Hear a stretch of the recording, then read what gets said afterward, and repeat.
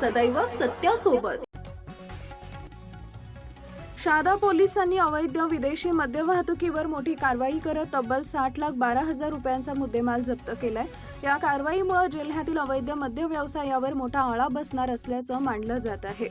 दिनांक 2 मे 2026 रोजी पोलीस निरीक्षक हेमंत कुमार पाटील यांना गुप्त माहिती मिळाली की शहादा परिसरातून अवैध मद्याची वाहतूक होणार आहे। या माहितीच्या आधारे वरिष्ठ अधिकाऱ्यांच्या मार्गदर्शनाखाली सापळा रचण्यात आला। पोलिसांनी संशयित कंटेनर क्रमांक RJ 27 GE 9527 थांबवून तपासणी केली असता त्यामध्ये मोठ्या प्रमाणात विदेशी मद्य साठवलेले आढळून आले। सुरुवातीला चालक व क्लीनर यांनी उडवाउडवीची उत्तरे दिली, मात्र सखोल चौकशीनंतर त्यांनी मद्य वाहतूक केल्याची कबुली दिली। या सर्व मद्याची किंमत अंदाजे 30,12,000 रुपये असून त्यासोबत वापरलेला कंटेनर सुमारे 30 लाख रुपये असा एकूण 60,12,000 रुपयांचा मुद्देमाल पोलिसांनी जप्त केलाय।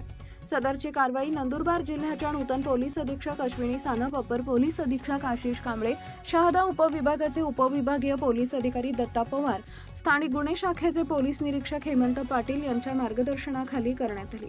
या कारवाईत शहादा पोलीस ठाण्याचे पोलीस निरीक्षक हेमंत कुमार पाटील, सहाय्यक पोलीस निरीक्षक प्रवीण सोनवणे, पोलीस हवालदार दीपक चौधरी, पोलीस शिपाई भगवान सावळे व कपिल मंदिर यांनी सहभाग घेतला।